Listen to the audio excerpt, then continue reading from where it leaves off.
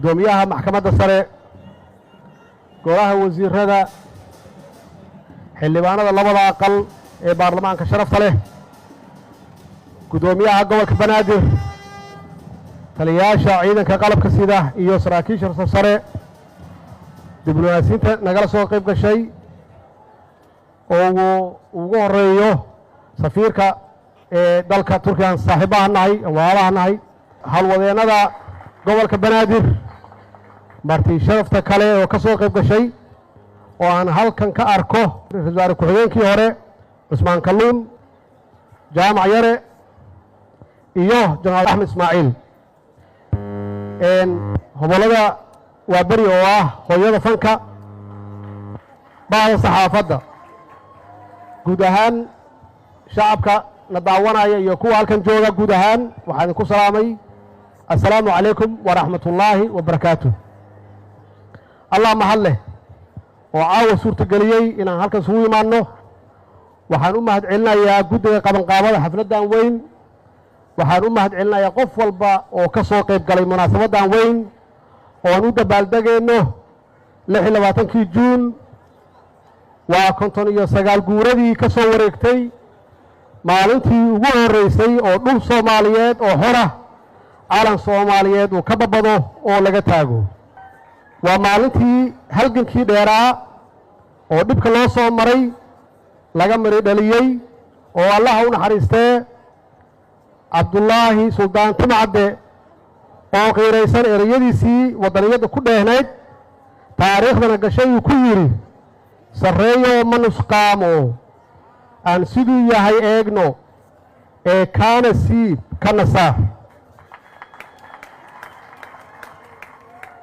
calanka Soomaaliyeed goobtii u horeysay ee laga taagay waxay ahayd beertii xorriyadda ee magaalada Hargeysa taasoo qof walba oo Soomaaliyeed shucuurtiisa iyo dareenkiisa ay taabatay halgankii gumays sidiidka iyo Soomaalnimo wuxuu ahaa mid ka soo bilowday gobolada waqooyi inkastoo gobolada koonfureed naftigoodu ay aad ula dagaaleen Talyaaniga waxaa hogaaminayay dhaqdhaqaaqaas waqooyi ka bilowday Allah u naxariistay Sayid Maxamed Cabdulla Xasan halgankaas gumaysidiidka ah waxaa halkaas ka sii waday ururkii SYL ay hogaaminayeen 13 dhalinyaro oo noqday kacdoonkii wada gaaray Soomaali oo dhan sidoo kale halgankii gobolnimadoonka Soomaaliyeed ee gobolada waqooyi ee Ingiriisku gumaysan jiray waxaa ka kacay oo horkacayay ururo la yiraahdo National United Front United Somali Party iyo Somali National League Soomaalida waqooyi waxay ahaayeen kuwii ka diiday taladii gumaysiga Ingiriiska inaysan la midoobin koonfurta Soomaaliyeed ayna diideen inay gooni u istaagaan oo ay Soomaali la lahaadaan dowlad qura waxay ahaayeen kuwii awoodoodu iyo halabuurkooda u isticmaalay baahinta iyo faafinta dareenka wadaniyada Soomaali oo qura Soomaali oo qable Soomaali oo ku wada nool hal dowlad iyo hal calan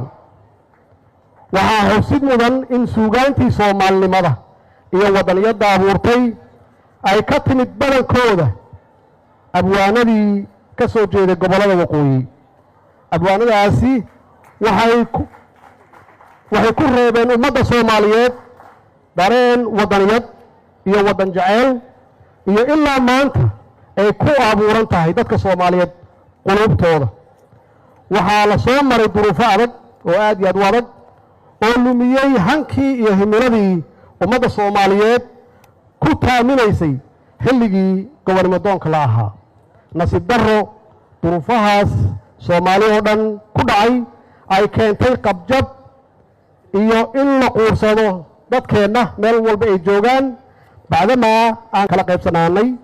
haddii markii ay dadka waqooyi ay hormood u ahaayeen dareenka gobolnimadoonka iyo wadaniyadda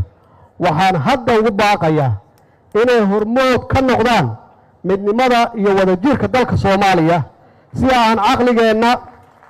iyo cududeenna iyo hadafkeenna u mideenno kana shaqeyno mustaqbalka ubadkeenna iyo maslaxadda dadkeenna iyo dalkeenna. waxaan ummadda Soomaaliyeed u xaqiijinayaa in dowladdan ay ku hoolan tahay soo celinta sharafta iyo karaamada dadkeenna ee hore u lahaan jireen iyo buuxinta kaalintii Soomaaliya ay ku lahayd beesha caalamka. si taas loo horgeliyo Soomaaliya waa inay noqoto dal nabada ku guulaysata midnimo kuna tallaabsata horumar. sidaas darteed midnimo wadajir iyo cududeenna aan isu geyno ayaan kaga gudbi karnaa tartanka ka socda adduunka ee ah dhanka horumarka ama siyaasadda iyo dhaqaalaha. tartankaas cusub lama jaan qaadi karno haddii aynan u midoobin, haddii ummadda Soomaaliyeed aysan u midoobin, awooddoodana aysan isu keenin. si taas loo gaaro waxaan mar kale ugu baaqayaa ama aan ku baaqayaa in wada hadallada Soomaaliya iyo Somaliland aan dardargelinno. waxaan ku soconnaa muddo 30 sano ah hadda oo ummadda Soomaaliyeed uu waqti badan ka lumay, gaar ahaan dhalinyarada. waxaa loo baahan yahay in runta la wajaho oo si walaaltinimo leh wada hadalkii hakadka galay halkiisii laga sii wado, la isxog waraysto, la daaweeyo nabarradii laga dhaxlay duruufihii adkaa ee ina soo maray. waxay dowladdu diyaar u tahay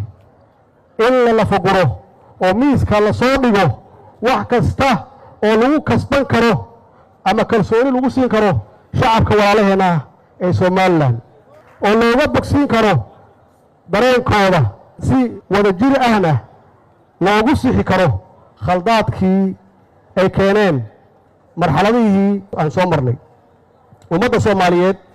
ma kala maaranto. waxaan dhalinyarada leeyahay ayagaa iska leh mustaqbalka. waa inay bilaabaan dood cilmiyeedyo lagu falanqeynayo mustaqbalka Soomaaliya ee qarnigan